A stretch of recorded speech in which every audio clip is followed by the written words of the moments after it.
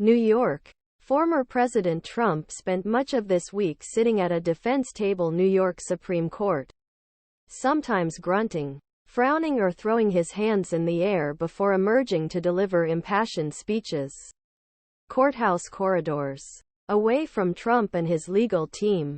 As is often case with Trump, his week in court has been defined by his efforts to gain attention and denounce the political witch hunt that he says is determined to keep him out of White House for a second term.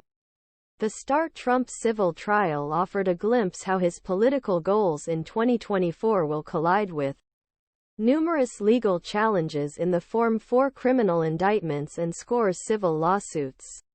When these trials begin, his appearance will not always be optional. Trump has previously protested that sitting in the courtroom would keep him off the campaign trail. But his political advisors may see this as time well spent as his double-digit lead grows in polls of GOP primary voters. Trump is spending first 3 days of the trial in New York, while major campaign stops are planned in Iowa over weekend and New Hampshire on Monday, both states with early voting. There, he'll likely use legal troubles to his advantage after taking first front-row seat in the courtroom. Trump's week in court could serve as a blueprint for how his campaign will strike that balance in the future, when court dates overlap with campaign pauses. 2 federal civil cases involving Trump are scheduled for trial in January, and Trump's first criminal trial is scheduled for March 4. The New York hush money trial is set to begin on March 25. And the federal lawsuit over Trump's alleged mishandling of classified documents is scheduled for trial on May 20. The trial date for the 4th criminal case in Georgia has not yet been set.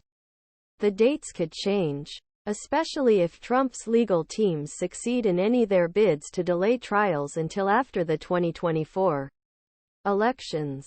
This was a key element of Trump's legal strategies, which were on full display in first week his trial, during a lengthy and meticulous cross-examination of Trump's former accountant, Donald Bender.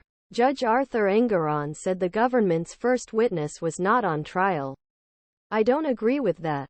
We should be allowed to analyze the evidence," Trump attorney Chris Kise said. "You're not allowed to waste time," Engoron replied. "This is what it comes down to." Bender's testimony ultimately lasted 4 days, 3 of which included cross-examination, requiring the government to call its second witness out of turn to gain time. Trump's behavior in and out of the courtroom also caused delays. From beginning of trial, former president consistently tended to disobey judges' orders, including simple instructions such as arriving on time.